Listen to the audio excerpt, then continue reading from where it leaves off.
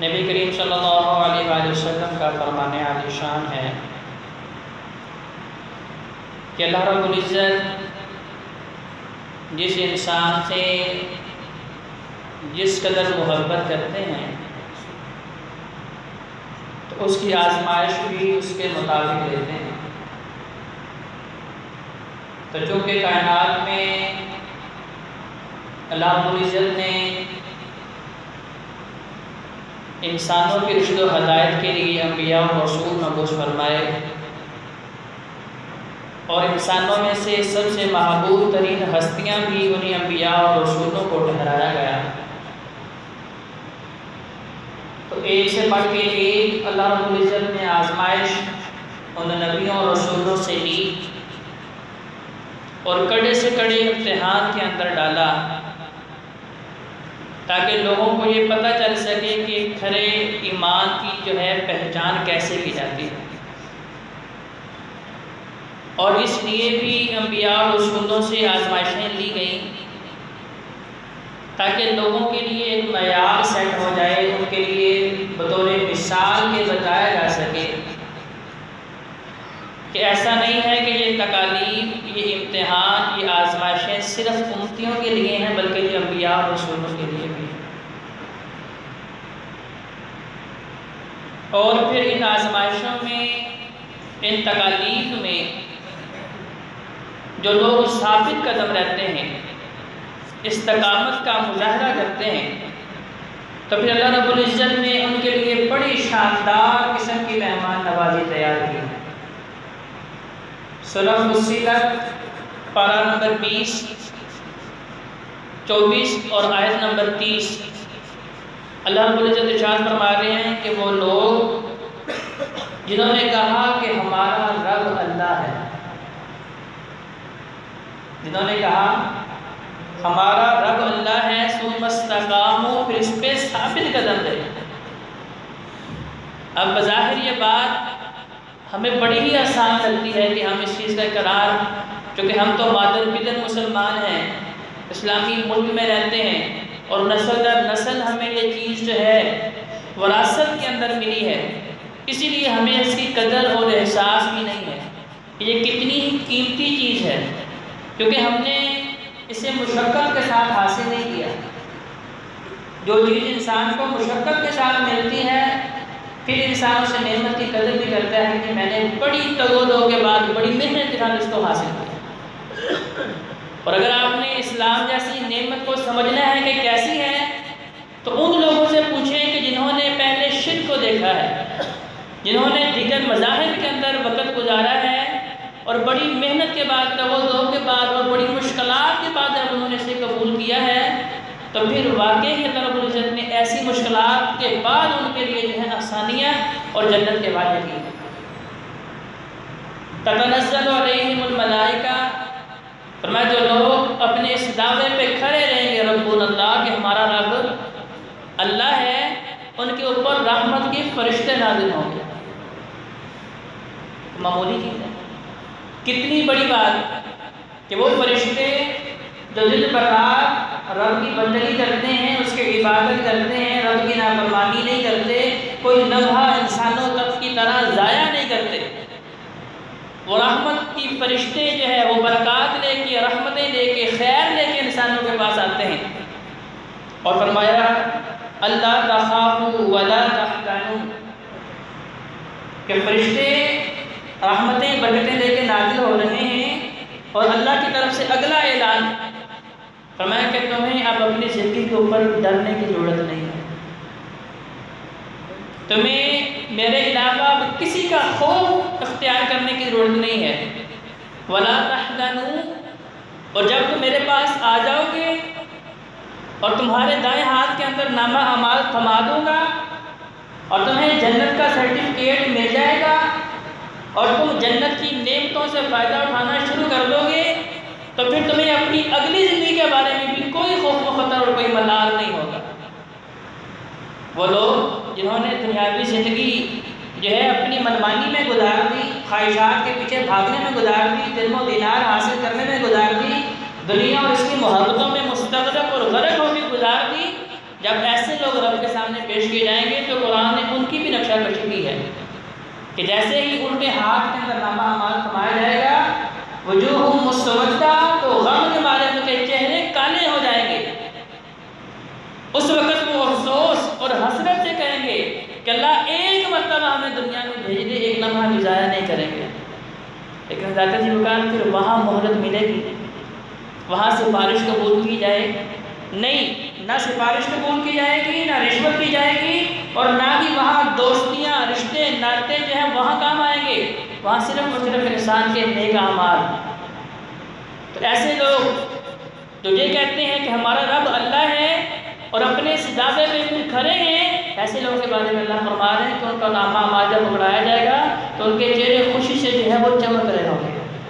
مسرور ہوں گے، انہیں کوئی پشیمانی پریشانی نہیں ہوگی۔ اور اس سے اگلی بڑی بات، وَابْشِرُوا بِالْجَنَّةِ، اللہ فرما رہے ہیں نبی ان کو جنت کی خوشخبری دے دیجیے، ان کو مہمان نوازی کی گارنٹی دے دیجیے۔ کون سی جنت؟ الَّتِي كُنْتُمْ تُوعَدُونَ، جس کا اہل ایمان کے ساتھ اللہ رب العزت نے وعدہ کیا۔ ذات جی کا سب سے سچی بات کرنے والی ذات کون سی ہے؟ اللہ رب العزت کی۔ وَمَنْ أَحْدَثُ مِنَ اللَّهِ قِيلًا، اللہ سے بڑا جو ہے کھری بات کرنے والا کون ہے؟ اور اللہ وہ ذات ہے لا یخلف اللہ المیعاد، جو وعدہ کرتا ہے اللہ اس کے خلاف بھی نہیں کرتا۔ اور فرمایا نحن اولیاؤکم فی الحیات الدنیا وفی الآخرہ، ایسے لوگوں کے لیے ہم دوست ہیں، اللہ فرما رہے ہیں۔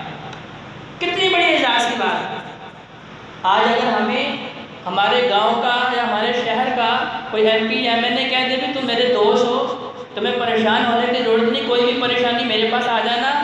تو ہم بڑے خوش ہوتے ہیں، لو جی میری تب ساری پریشانیاں ختم ہو گئی۔ لیکن دیکھیں کہ ساری زمین و آسمان کا نظام چلانے والا اللہ، انسانوں کو پیدا کرنے والا اللہ، انسانوں کو رزق دینے والا اللہ، اور ساری کائنات کے خزانوں کا مالک اللہ فرما رہا ہے نحن اولیاؤکم فی الحیات الدنیا والآخرہ، دونوں جہانوں میں ہم ایسے بندے کو اپنا دوست بنا رہے ہیں۔ اس کا مطلب یہ ہے کہ یہ کام اتنا آسان نہیں ہے، جس کام کے متعلق اللہ رب العزت اتنی بشارتیں دے رہے ہیں، اتنی ترغیب دے رہے ہیں، اتنے فوائد بتا رہے ہیں، اور فرمایا وَلَكُمْ فِيهَا مَا تَشْتَهِي أَنفُسُكُمْ، وہ جنت اللہ رب العزت نے اتنی عالیشان تیار کی ہے، اس میں ایسا نہیں ہے کہ آپ کا دل چاہ رہا ہے کہ میں فلاں پھل کھاؤں تو پھر آپ کو موسم گرما کا انتظار کرنا پڑے گا، یا موسم سرما کا انتظار کرنا پڑے گا، یا آپ کو یہ کہا جائے کہ نہیں ابھی تو بہار نہیں آئی، یہ موسم یہ پھل جو ہے یہ تو بہار میں آتا ہے، یا اس کے لیے آپ کو فلاں علاقے میں جانا پڑے گا، نہیں نہیں۔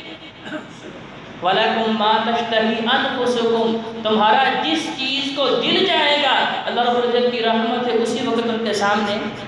حاضر کر دی جائے گی۔ وَلَكُمْ فِيهَا مَا تَدَّعُونَ، اور اسی چیز کا اللہ رب العزت جو ہے تمہارے ساتھ وعدے گا۔ نُزُلًا مِّنْ غَفُورٍ رَحِيمٍ، اور یہ ساری کے ساری رحمتیں، فرشتوں کا نازل ہونا اور ان بشارتوں کا ملنا کس کی طرف سے ہے؟ اس اللہ کی جانب سے ہے جو بڑا ہی مہربان اور اپنی جو ہے اس مخلوق سے محبت اور پیار کرنے والا۔ تو گویا کہ جاتے جی وقار استقامت جو ہے، صبر و استقلال جو ہے، اس کا مطلب ہے کہ بڑی ہی اہمیت کا حامل ہے۔ حضرت فاروق رضی اللہ تعالیٰ عنہ ممبر پہ کھڑے ہو کے اللہ کی قسم کھا کے اس آیت کو پڑھتے ہیں اور فرماتے ہیں میرے ساتھیوں استقامت دکھانا بڑا مشکل کام ہے۔ حضرت عبداللہ ابن عباس رضی اللہ تعالیٰ عنہ سے اکثر لوگ قرآنی آیات کی تفاسیر کے متعلق سوال کیا کرتے تھے، کیونکہ صحابہ میں سب سے بڑے مفسر قرآن حضرت عبداللہ ابن عباس رضی اللہ تعالیٰ عنہما تھے۔ تو لوگ ان سے کہا کرتے تھے جی کہ ہمیں کوئی ایسی آسان سی آیت بتا دیں جس میں سزا و جزا کا جو ہے کانسیپٹ بیان کیا گیا ہے، تصور پیش کیا گیا ہے۔ تو وہ اسی آیت کریمہ کی تلاوت کر کے بتایا کرتے تھے کہ اس آیت کو اگر تم نے پلے باندھ لیا تو پھر تم اپنی اصلاح سے آتے ہو۔ یہی وجہ تھی حضرت جی وقار کہ حضرت بلال حبشی رضی اللہ تعالیٰ عنہ مکہ کے اندر دیکھیں کیسا کیسا ظلم ان کے اوپر ڈھایا گیا، ظلم کی انتہا کر دی گئی، تپتی ریت پہ جو ہے برہنہ کر کے گھسیٹا جا رہا ہے، اور پھر اس تپتی ریت کے اوپر لٹا کے چھاتی کے اوپر بہت بڑا بھاری برتن پتھر جو ہے رکھ دیا جاتا ہے تاکہ حرکت بھی نہ کر سکے. اتنی تکالیف دی جا رہی ہے. اللہ کے نبی دیکھ کے بھی پریشان ہو رہے ہیں. کہہ رہے ہیں بلال تمہیں اس بات کی سزا دی جاتی ہے کہ تم احد احد کے نعرے بلند آواز سے لگاتے ہو. تم اللہ اکبر کے نعرے مکے کی گلیوں میں بلند آواز سے لگاتے ہو. یار آہستہ کہہ دیا کرو. نبی کریم صلی اللہ علیہ وآلہ وسلم بھی دیکھ کے مکہ والوں کا ظلم اور ان کی بربریت اور ظلم کی انتہا دیکھ کے اللہ کے نبی فرما رہے ہیں یار بلال بلند آواز سے کہتے ہو تو تمہیں تکلیفیں دیتے ہیں. یار تم دل میں کہہ دیا کرو کیونکہ وہ اللہ اس جیسا تو سمیع کوئی نہیں, وہ اللہ اس جیسا تو بصیر کوئی نہیں, اس جیسا تو خبیر کوئی نہیں, اس جیسا علیم کوئی نہیں, وہ تو دلوں کے بھید بھی جانتا ہے. تو لہٰذا تم آہستہ کہہ دیا کرو. لیکن حضرت بلال حبشی رضی اللہ عنہ نے یہ بات برداشت نہیں کی کہ میں اللہ کا ذکر آہستہ کروں, تکالیف کے اندر ہی زندگی گزارتے رہے. تو یہ ہے استقامت. یہی وجہ ہے کہ اسی وجہ سے صحابہ کرام رضوان اللہ علیہ اجمعین حضرت بلال حبشی رضی اللہ عنہ کو بڑی احترام کی نگاہ سے دیکھتے کیونکہ انہوں نے اس آیت کریمہ کے اوپر عمل کیا. ان الذین قالوا ربنا اللہ ثم استقاموا, جنہوں نے اس چیز کا اقرار کر لیا کہ ہمارا رب اللہ ہے, پھر اس کی نفی نہیں کی, جان کی پرواہ نہیں کی, تکالیف کی پرواہ نہیں کی, مکہ والوں کے ظلم کی پرواہ نہیں کی, لیکن اس کلمے سے منحرف نہیں ہوئے. آج دیکھیں ہمارے معاشرے میں اکثر نوجوان جو ہے بیرون ملک نوکریوں کے لیے جاتے ہیں تو ان کے سامنے شرائط رکھی جاتی ہیں. داڑھی کاٹیں گے تو پھر نوکری ملے گی, ان چیزوں کی نفی کریں گے تو پھر آپ کو نوکری ملے گی, ان شرائط کو مانیں گے تو پھر آپ کو نوکری ملے گی. تو جاتے جی بکار رازق کون ہے؟ کیا ہمیں رزق جو ہے ہماری محنت کی وجہ سے مل رہا ہے؟ اگر ہماری محنت کی وجہ سے مل رہا ہے تو بتائیں کہ ماں کے پیٹ کے اندر کون سی محنت کر رہے تھے جہاں پہ اللہ رب العزت رزق عطا فرما رہے ہیں. جو اللہ ماں کے پیٹ کے اندر رزق دینے کے اوپر اگر قادر ہے تو پھر دنیا کے اندر آنے پہ وہاں رزق ملنے پہ اللہ قادر نہیں ہے. تو ایسی شرائط جن کی وجہ سے آپ کو سنت سے محروم ہونا پڑے, توحید سے محروم ہونا پڑے, اللہ رسول کی محبوب ترین سنتوں سے محروم ہونا پڑے, ان کی پیاری باتوں سے محروم ہونا پڑے, تو چھوڑ دیں ایسے رزق کو اللہ کی رضا کے لیے. پھر دیکھیں اللہ رب العزت آپ کو وہاں سے رزق عطا فرمائے گا جو آپ کے وہم و گمان میں ملے گا. جنگ تبوک قحط سالی کا وقت تھا اور بڑی شدید گرمی کا عالم تھا. نبی کریم صلی اللہ علیہ وسلم کو بتایا گیا کہ کیسر و کسریٰ آپ کے خلاف رومیوں کو کھڑا کر رہے ہیں اور بہت بڑا لشکر لے کے آپ کے اوپر حملہ آور ہوں گے. تو نبی کریم صلی اللہ علیہ وسلم نے بھی صحابہ کو حکم دیا کہ ہم ان کا انتظار کیوں کریں, اگر وہ ہمارے اوپر حملہ آور ہونا چاہتے ہیں تو ہم جا کے ان کو وہیں پہ پکڑیں گے. 630 عیسوی کی بات ہے, جمعرات کا دن نبی کریم صلی اللہ علیہ وسلم نے سب صحابہ کو حکم دیا کہ سب نے نکلنا ہے. 30,000 کا لشکر لے کے نبی علیہ السلام جو ہے مدینہ سے نکلے اور پیچھے حضرت علی رضی اللہ تعالیٰ عنہ کو نبی علیہ السلام نے اپنا جانشین مقرر کر دیا کہ یہاں خواتین اور بچے ہیں تو آپ نے پیچھے دیکھ بھال کرنی. اس غزوے کو جیش الاسرہ بھی کہا جاتا ہے, تنگی کا لشکر, یعنی کہ بڑی قسم پرسی کے حالات تھے اور قحط سالی تھی, بھوک اور مفلسی تھی اور موسم بھی بڑا شدید تھا. اور اسے غزوہ فاضحہ بھی کہا جاتا ہے, یعنی کہ منافقین کے لیے رسوائی کا سبب بننے والا غزوہ. منافقین مدینہ نے نبی علیہ السلام کا ساتھ نہیں دیا, آپ کے ساتھ نہیں گئے, ہیلے بہانے اختیار کیے, جھوٹی من گڑھ جو ہے کسے کھانیاں بنا لی, جیسا کہ منافقین کی نشانی نبی علیہ السلام نے بیان فرمائی. حدث کذب, وہ جب بات کرتا تو جھوٹ بولتا ہے. مومن کی کیا شان بتائی کہ مومن سے ہر گناہ ہو سکتا ہے, وہ جھوٹا وہ کذاب نہیں ہو سکتا. نبی علیہ السلام نے فرمایا کہ مومن کے دل میں 2 چیزیں اکٹھی نہیں ہو سکتی کہ ایمان بھی ہو اور جھوٹ بھی ہو. تو لہذا صادق ہونا سب سے بڑی خوبی. اور نبی علیہ السلام نے جب اہل مکہ کے سامنے اپنی ذات کو پیش کیا تو سب سے پہلے اسی خوبی کا ذکر کیا تھا. تو سب نے بجٹ آباد اس چیز کا اقرار کیا تھا اور اس حقیقت کو تسلیم کیا تھا کہ ہم نے کبھی آپ کی ذات پہ جھوٹ کا تجربہ نہیں کیا. منافقین مدینہ نہیں گئے اور 3 کھرے ایمان والے صحابہ کرام رضوان اللہ علیہ مجمعین، کعب بن مالک اور ان کے ساتھ 2 صحابہ اور جو کھڑے پکے ایمان والے تھے، نبی علیہ السلام نے حکم دیا تو حضرت کعب رضی اللہ عنہ کو اس جنگ کے لیے پہلے سے ہی تیار تھے۔ فرماتے ہیں میرے حالات پہلے بہت جو ہے وہ قسم پرسی والے تھے، لیکن اب اللہ رب العزت کی رحمت کی خیر تھی تو میں نے اس جنگ کے لیے، جو کہ نبی علیہ السلام نے کافی عرصہ پہلے بتایا ہوا تھا، تو میں نے 2 سواریاں تیار کی ہوئی تھی کہ اس جنگ میں نے شامل ہونا ہے، اور نبی علیہ السلام کو بتایا بھی تھا کہ رسول اللہ میں حاضر ہوں، میری جان بھی حاضر ہے، میرا مال بھی حاضر ہے۔ لیکن جب نکلنے کا وقت آیا حضرت کعب رضی اللہ عنہ کو سوچ رہے ہیں کہ میرا یہ کام ہے، چلے میں یہ کر کے تو میرے پاس بڑی تیز تیز سواریاں ہیں، جا کے نبی علیہ السلام کے ساتھ شامل ہو جاؤں۔ دیکھیں یہ بھی ایک شیطانی وسوسہ ہے کہ جب وقت ہو جائے اور انسان یہ کہے کہ میں پہلے یہ کام کر لوں اسے بعد میں کر لوں گا، تو پھر انسان اس سنت پہ عمل کرنے سے محروم کر دیا جاتا ہے، کیونکہ اللہ رب العزت کو ہماری عبادات کی ضرورت نہیں ہے، صرف اور صرف اللہ تعالیٰ دیکھنا چاہتے ہیں کہ ہمارے اندر ذوق اور شوق کتنا ہے۔ جب اللہ اور اس کے رسول کا حکم آ گیا ہے تو فوراً کنہوں نے سر تسلیم خم کیا ہے، کنہوں نے فوراً اسے دل و جان سے قبول کیا ہے۔ حضرت کعب رضی اللہ عنہ کہتے ہیں اچھا چلو کل جمعہ ہے، جمعہ پڑھ کے تو میں نکلوں گا۔ اچھا کل کرتے کرتے حضرت کعب رضی اللہ عنہ کو جو ہے اس غزوے میں شامل نہیں ہوئے۔ نبی کریم صلی اللہ علیہ وآلہ وسلم صحابہ سے پوچھ رہے ہیں یار کعب آیا کہ نہیں، بار بار نبی علیہ السلام پوچھ رہے ہیں، اور میرے یاروں کعب آیا کہ نہیں، صحابہ بتا رہے ہیں رسول اللہ کعب تو نہیں آیا۔ باہر کا 20 دن نبی علیہ السلام نے وہاں پڑاؤ ڈالا، ان عیسائیوں کے اندر اتنی جرت نہیں ہوئی کہ نبی علیہ السلام کا مقابلہ کر سکے، باہر نکلے اور بغیر لڑائی کے اللہ رب العزت نے فتح یاد کر دیا۔ 20 دن کے بعد نبی علیہ السلام واپس آئے تو منافقین جو اس سوچ سے شامل نہیں ہوئے تھے کہ رومیوں نے تو انہیں تیس نیس کر دینا، ان کے ساتھ تو کیسر و کسریٰ کی طاقت شامل ہے، وہ تو بہت سپر پاور ہیں، انہوں نے تو انہیں ملیا میٹ کر دینا ہے، ان کا نام و نشان تک مٹا دینا ہے۔ لہذا منافقین اپنی جان بچانے کی خاطر سے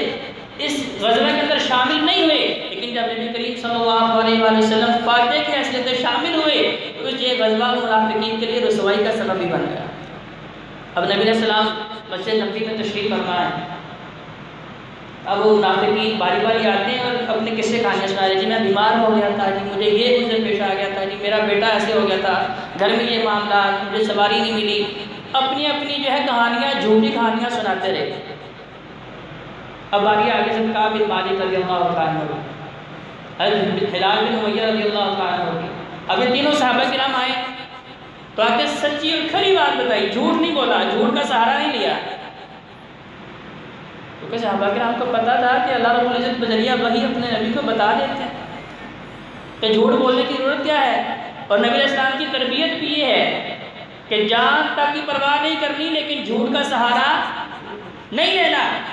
اب آگے بتایا کہ رسول اللہ کوئی عذر نہیں، صرف اپنی سستی تھی، اپنی غفلت تھی، کوتاہی تھی، بس ذہن کے اندر یہ وسوسہ آیا، یہ خیال آیا کہ اچھا میرے پاس تو بہت تیز ترین سواری ہے تو میں کل بھی نکلا تو جا کے مل لوں گا، پرسوں بھی نکلا تو جا کے میں مل لوں گا، کیونکہ بڑا لمبا سفر ہے، جتنے جانا مجھے سب پتہ ہے، سمت کا بھی مجھے اندازہ ہے، لہذا آج نہیں کل نہیں پرسوں میں جا کے اس غزوے میں شامل ہو جاؤں گا۔ لہذا رسول اللہ اس سوچ کے سبب، اسی سوچ نے مجھے یہاں سے نکلنے دیا، اس کے علاوہ میرا کوئی عذر نہیں تھا۔ نبی کریم صلی اللہ علیہ وآلہ وسلم انتہائی جو ہے ناراض ہوئے اور صحابہ سے کہا کہ ان کے ساتھ قطع تعلق اختیار کریں۔ کہتے جی کار اس کے اندر ایک اور بڑا بہترین اور عمدہ نقطہ بھی موجود ہے، نبی علیہ السلام کی ایک بات نہیں مانی تو نبی علیہ السلام کیا ہوئے ہیں، ناراض ہو گئے ہیں، 50 دن تک ناراض رہے ہیں۔ آج لوگوں کے سامنے یہ بات رکھی جائے کہ اللہ کے نبی کی یہ سنت ہے اسے اختیار کر لے، کہتے ہیں یہ اس درجے کی سنت نہیں ہے، یہ فرض نہیں ہے، اس کی اتنی اہمیت نہیں ہے۔ بھائیو دیکھیں نبی علیہ السلام کا حکم جو ہے وہ فرض کی حیثیت رکھتا ہے، یہ عربی کا اصول اور قانون ہے کہ جس چیز کا نبی کریم صلی اللہ علیہ وآلہ وسلم حکم دے دیں وہ چیز فرض ہو جاتی ہے۔ ما آتاکم الرسول فخذوہ وما نہاکم عنہ فانتہوا، اللہ فرما رہے ہیں نا کہ میرا نبی جس چیز کا حکم دے دے اسے ماننا تمہارے اوپر لازم ہے، جس چیز سے منع کر دے اس سے رکنا تمہارے اوپر لازم ہے۔ لہٰذا یہ وسوسے شیطانی ذہنوں سے نکال کے باہر پھینک دیں کہ یہ سنت اتنی اہمیت کی حامل نہیں ہے، یہ چیز فرض نہیں ہے۔ دیکھیں اللہ کے نبی کی ایک بات نہیں مانی، غزوہ میں شامل نہیں ہوئے، 50 دن تک نبی کریم صلی اللہ علیہ وآلہ وسلم ناراض رہے ہیں۔ اگر یہی کیفیت ہمارے ساتھ ہوئی کہ آج ہم سنتوں کے تارک ہیں، سنتوں پہ عمل نہیں کرتے اور اس امید پہ گناہ کرتے جا رہے ہیں کہ کل قیامت کے دن نبی کریم صلی اللہ علیہ وآلہ وسلم کے ہاتھوں سے حوض کوثر پئیں گے، نبی علیہ السلام شفاعت کر دیں گے تو ہمارے لیے جنت کا راستہ آسان ہو جائے گا۔ اگر وہاں پہ نبی علیہ السلام نے ایسے لوگوں سے اعراض کر لیا، منہ پھیر لیا جو نبی کی سنتوں پہ عمل نہیں کرنے والے، تو بھائیو بتائیں پھر کدھر جائیں گے؟ وہاں کون سا سہارا کام آئے گا؟ وہاں کون سا سہارا کام آئے گا؟ جس سہارے پہ آج گناہ کرتے جا رہے ہیں، سنتوں کو پامال کرتے جا رہے ہیں، سنتوں کی دھجیاں اڑاتے جا رہے ہیں، بتائیے پھر اس وقت کیا حالت ہوگی؟ نبی کریم صلی اللہ علیہ وسلم نے صحابہ سے کہا کہ ان کے ساتھ تعلق ختم کر دیں۔ اب دو بزرگ تھے، حضرت کعب بن مالک رضی اللہ عنہ، یہ نوجوان تھے، وقت گزرتا رہا، وہ دونوں بزرگ حضرات تو اپنے گھر میں ہی رہے، وہ نہیں دوبارہ آئے، لیکن حضرت کعب بن مالک رضی اللہ عنہ جو ہے نماز پڑھنے کے لیے آتے رہے۔ لیکن اس سے بڑی تکلیف چیز نہیں کہ جس سے دل و جان سے بڑھ کے محبت کرتا ہو انسان اور ان کی طرف سے جو ہے وہ بے رخی ہو اپنی غلطی کی وجہ سے، تو انسان اندر ہی اندر جو ہے وہ مرنا شروع کر دیتا ہے۔ نبی کریم صلی اللہ علیہ وسلم کی طرف دیکھ رہے ہیں لیکن آقا علیہ السلام جو ہے نہیں دیکھ رہے ہیں، صحابہ کی طرف متوجہ ہوتے ہیں لیکن صحابہ کرام انہیں اپنی گفتگو میں شامل نہیں کرتے۔ فرماتے میں ایک کونے میں بیٹھا رہتا، سارا دن مسجد نبی میں گزار دیتا، دن گزرتے حتیٰ کہ نبی علیہ السلام کی طرف سے حکم آ گیا کہ اپنی بیویوں سے بھی الگ ہو جاؤ۔ پہلے صحابہ کو حکم دیا ان سے تنہائی اختیار کریں، اب حکم دیا کہ اپنی بیویوں سے بھی الگ ہو جائیں۔ تو انہوں نے پوچھا یا رسول اللہ کیا طلاق لے لیں؟ فرمایا نہیں، طلاق نہیں لینی، لیکن گھر کے اندر ان سے تنہائی اختیار کرنے۔ اب وہ دو بزرگ صحابی جو ہیں ان کی ازواج آئیں، ان کی بیویاں آئیں، صحابیات آئیں اور آ کے اللہ کے نبی سے کہا یا رسول اللہ ہمارے گھرانے تو بڑے غریب ہیں، نادار ہیں، ہمارے گھروں میں خادم نہیں ہیں، ہم اپنے خامدوں کے کام کاج ہم ہی کرتی ہیں، ان کی ضروریات کا خیال ہم ہی رکھتی ہیں، اور وہ بزرگ ہیں اپنے کام کاج خود نہیں کر سکتے، اگر آپ اجازت دیں تو ان کے کام ہم کر سکتی ہیں۔ اللہ کے نبی نے فرمایا ہاں صرف کام کاج کر سکتی ہیں، تاکہ ان کے ساتھ جو ہے تمہارا رشتہ ازدواج جو ہے وہ قائم نہیں ہونا چاہیے، گفتگو جو ہے اس طرح نہیں ہونی چاہیے ایسے پہلے تھی۔ صحابہ نے حضرت کعب بن مالک کو بھی مشورہ دیا کہ آپ اپنی زوجہ کو بھیجیں کہ اللہ کے نبی سے اجازت مانگ لیں کہ آپ کے کام کاج کی فرصت مل جائے، لیکن حضرت کعب رضی اللہ عنہ نے فرمایا نہیں یار، وہ بزرگ صحابی ہیں، ان کا عذر سمجھ آتا ہے، میں نوجوان اپنے کام کر سکتا ہوں، اب میرے اوپر اللہ کے نبی ناراض ہیں، میرے اندر اتنی ہمت اور جسارت ہی نہیں ہے کہ میں کس طرح اس ناراضگی کے عالم میں اللہ کے نبی کے سامنے پیش ہو کے ان سے کوئی رخصت حاصل کر سکوں، میں بھی میرے اندر ہمت نہیں ہے۔ اب یہ تینوں صحابہ کرام اپنی اس غلطی کے اوپر انتہائی نادم ہیں، انتہائی نادم، شرمندہ، پریشان، روتے گڑ گڑاتے ہیں، اللہ کے سامنے رو رہے ہیں کہ اللہ تیرے محبوب پیغمبر کی غلطی کی ہے، اس کا نتیجہ یہ ہے کہ اللہ کے نبی نے دنیا میں ہم سے یہ چہرہ موڑ لیا، ان کی خاطر تو یہ مکہ چھوڑ کے آئے تھے، گھر بار کی قربانیاں دی تھیں، سب کچھ برداشت کیا، لیکن اگر اللہ کے نبی ہم سے ناراض ہو گئے تو ہمارا کیا بنے گا؟ رو رہے ہیں، بچے نبی میں بیٹھے ہیں پھر رو رہے ہیں، گھر میں بیٹھے ہیں پھر رو رہے ہیں، صحابہ کے پاس وضو کرنے کے لیے جاتے ہیں، کوئی بات چیت نہیں کرتا، 50 دن حضرات نمکار تھوڑے نہیں ہوتے۔ بلاخر اللہ رب العزت نے ان تینوں کی توبہ قبول کی اور قرآن بنا کے نازل کر دیا کہ اللہ رب العزت نے ان تینوں کی توبہ کو قبول کر لیا۔ نبی علیہ السلام نے یہ خوشخبری سنائی، لیکن اس سے پہلے جو صبر و استقلال اور استقامت کا مظاہرہ ان تینوں اشخاص نے کیا، ان تینوں میں سے زیادہ صبر کا مظاہرہ حضرت کعب بن مالک نے کیا۔ حضرت کعب رضی اللہ عنہ کے پاس رومی بادشاہ، عیسائی بادشاہ نے خط لکھ کے بھیجا، وہ کعب تو بڑا مالدار آدمی، نوجوان آدمی، بڑا خوبصورت آدمی، تیرے پاس تو خوبیاں بڑی ہیں، یہ تم نے کیسا دین اختیار کر لیا ہے جس نبی کے لیے تم تن من دھن کی قربانی دینے کے لیے تیار ہو، وہ تم سے بات تک نہیں کرتے، لیکن امتحان پہ امتحان آ رہا ہے، آزمائش پہ آزمائش آ رہی ہے۔ اور وہ عیسائی رومی خط لے کے حضرت کعب بن مالک کے پاس آیا،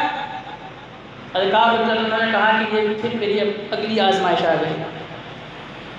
لہذا اس کے سامنے ہاتھ کو پھاڑا اور آگ کے اندر پھینک کے جلا دیا، کہا یہ میرا اور میرے نبی کا معاملہ ہے، تم کون ہوتے ہو کہ ہمیں دنیا کی دعوت دینے کے لیے اس ایمان سے منحرف ہونے کی دعوت دے رہے ہو؟ اس بادشاہ نے لکھا ہے کہ اگر تم میرے پاس آتے ہو آدھی سلطنت دے دوں گا، اپنی بیٹی تمہارے نکاح میں دے دوں گا، تمہیں جو ہے جاؤ حشمت عزت و وقار دوں گا، دیکھو تم وہاں رسوائی کی زندگی گزار رہے ہو، کوئی تم سے بات نہیں کرتا، سارے رشتے ناطے تمہارے ختم ہو گئے، چھوڑو ان سب لوگوں کو، میرے پاس آ جاؤ۔ لیکن دیکھیں یہ ہے صبر و استقامت، صبر و استقلال، کہ دنیاوی لالچ دی جا رہی ہے، طمع دیا جا رہا ہے، دنیاوی مال کی پیشکش کی جا رہی ہے، لیکن امتحان کے اندر جو ہے صبر و استقلال کا مظاہرہ کرتے ہوئے دکھایا کہ جو لوگ اپنی زبان سے اس بات پہ اقرار کر لیتے ہیں کہ ربنا اللہ، ہمارا رب اللہ ہے، تو پھر اس سے ادھر ادھر نہیں جاتے، پھر دائیں بائیں نہیں جاتے۔ جیسا کہ عمر فاروق رضی اللہ عنہ سے پوچھا گیا کہ آیت کریمہ کا مطلب کیا ہے، ثم استقاموا، رسول فاروق رضی اللہ عنہ فرماتے ہیں اس کا مطلب یہ ہے کہ جن لوگوں نے اپنی زبان سے دعویٰ کر لیا ہے، اقرار کر لیا ہے کہ ہمارا رب اللہ ہے، پھر لومڑی کی طرح دائیں بائیں نہیں جاتے، وہ کسی اور کی طرف جو ہے نظر رحمت سے نہیں دیکھتے، کسی اور سے امیدیں نہیں لگاتے، وہ ڈرتے ہیں تو صرف اللہ سے، امیدیں لگاتے ہیں تو صرف اللہ سے، ان کا ایمان اس حد تک مضبوط ہے کہ جانیں بھی دے دیتے ہیں لیکن اپنی اس بات سے جو ہے منہ نہیں پھیرتے۔ حضرت ابو قتادہ رضی اللہ عنہ ان کے چچا زاد بھائی تھے، حضرت کعب بن مالک رضی اللہ عنہ کے، اب انہوں نے یہ خوشخبری سنانے کے لیے دوڑتے ہوئے ان کے پاس آئے کہ گھر میں رو رہے دارو کتار،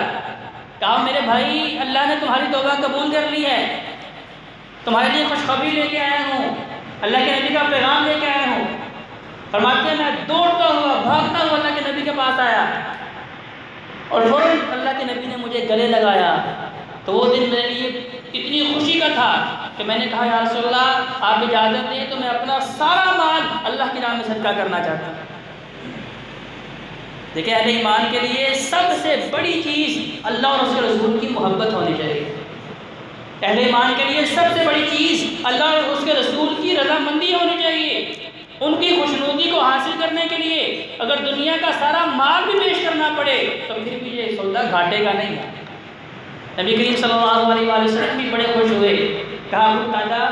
حضرت کعب بن مالک کو مخاطب کر کے کہا کعب نہیں دین اسلام کے اندر جو ہے ایسی بھی رخصت موجود نہیں کہ تمہیں یقیناً یہ بہت بڑی خوشخبری ملی ہے، لیکن تم اپنا سارا مال اللہ کی راہ میں خرچ کر دو اور خود اور اپنے اہل و عیال کو جو ہے وہ بے وارث چھوڑ دو، ان کے لیے آنے والے وقت میں پریشانی کا سبب بنے۔ اور میں ایسا نہیں، زیادہ سے زیادہ تم اپنے ثلث مال کی جو ہے وہ وصیت کر سکتے ہو یا اللہ کی راہ میں خرچ کرنے کا اختیار رکھتے ہو، لہذا ثلث مال حضرت کعب بن مالک رضی اللہ عنہ نے اللہ کی راہ میں صدقہ کر دیا۔ اسی طرح حضرت عبداللہ ابن حذافہ رضی اللہ تعالیٰ عنہ، حافظ ابن عساکر رحمۃ اللہ علیہ نے تاریخ کے اندر لکھا ہے کہ انہیں رومی عیسائیوں نے قید کر لیا، بادشاہ کے سامنے پیش کیا۔ اب بادشاہ نے دیکھا بڑا خوبصورت نوجوان ہے، اب وہ بھی دنیاوی اغراض و مقاصد سامنے پیش کر رہا ہے، دنیا کا مال یہ آفر کر رہا ہے، وہ کہتا ہے چھوڑو، ایک خدا کو ماننے سے تمہیں کیا ملا ہے؟ نہ تمہارے پاس اپنا گھر ہے، نہ کھانے کے لیے خوراک ہے، نہ تمہارے اہل و عیال تمہارے پاس، اس نبی نے تمہارا سب کچھ چھڑوا دیا، اور چھوڑو اسے، عیسائیت قبول کرو،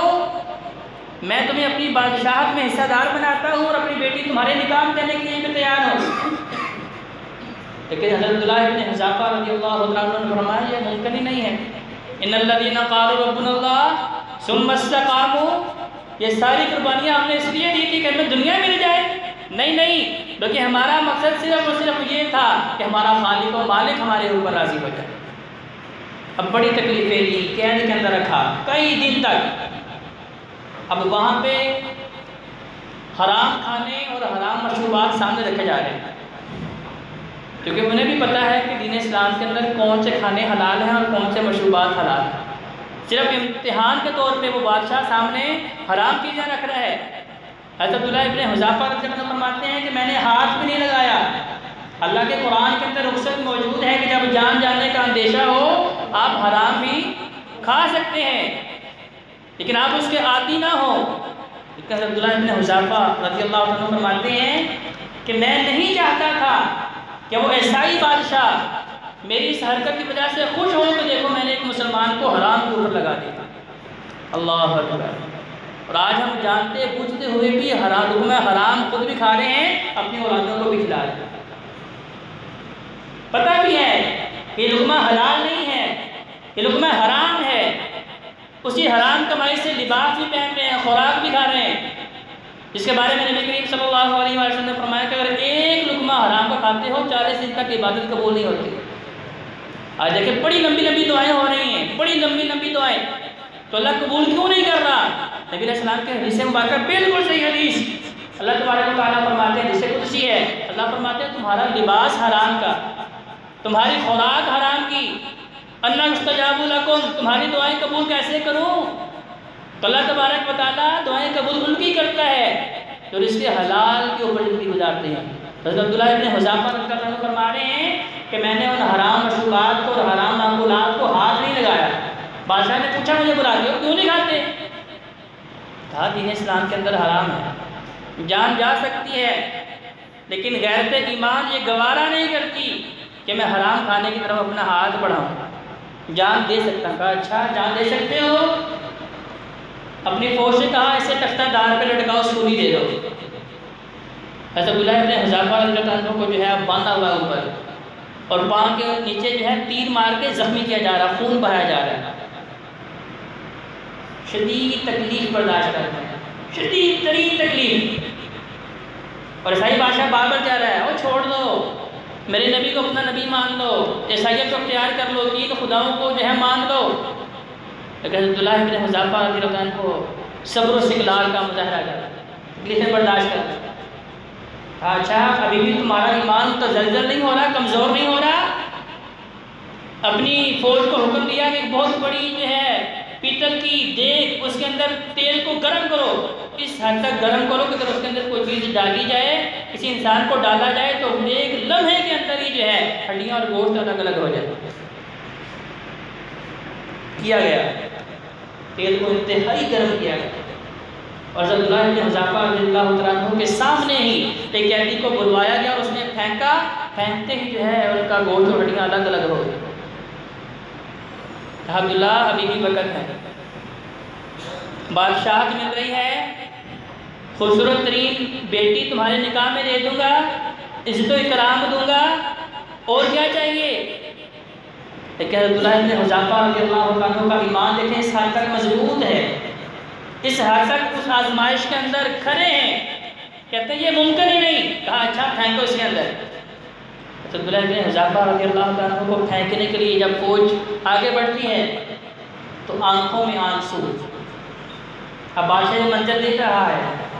اس نے کہا اچھا رکو رکو رکو رکو، لگتا ہے بات بن گئی ہے، لگتا ہے کہ اب موت کے خوف سے آنکھوں میں آنسو آ گئے ہیں، ممکن ہے کہ میرے دین کو اختیار کر لے،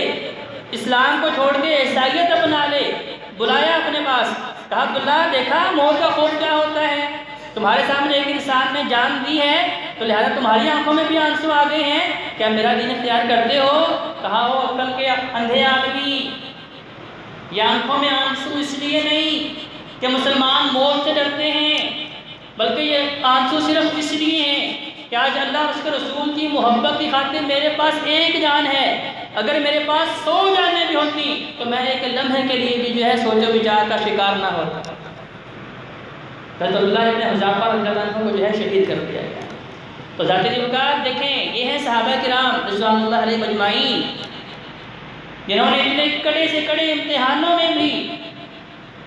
اپنے ایمان، سچے ایمان کا مظاہرہ کیا ہے،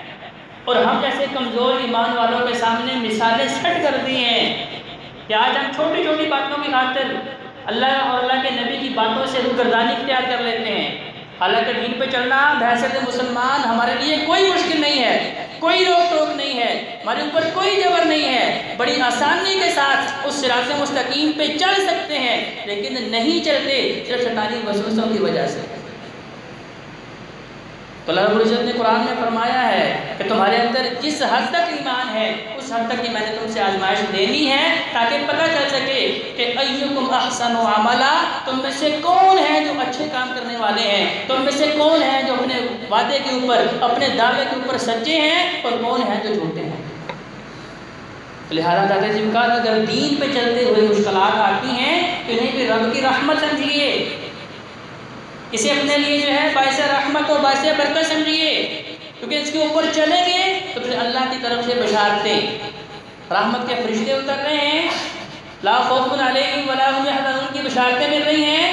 جنتی ناز و نعمت والی زندگی کے دعوے اور وعدے اللہ رب کر رہا ہے، اور سب سے بڑی بات اللہ فرما رہا ہے نحن اولیاؤکم فی الحیات الدنیا والآخرہ، ایسے لوگوں کا اللہ فرما رہا ہے میں دوست ہوں اس دنیا کے اندر بھی اور آخرت کے اندر بھی۔ اللہ سے دعا کرتے ہیں کہ اللہ میں صحیح معنوں میں ایمان اختیار کرنے کی توفیق عطا فرمائے۔ اقول قولی ھذا استغفر اللہ لی ولکم ولسائر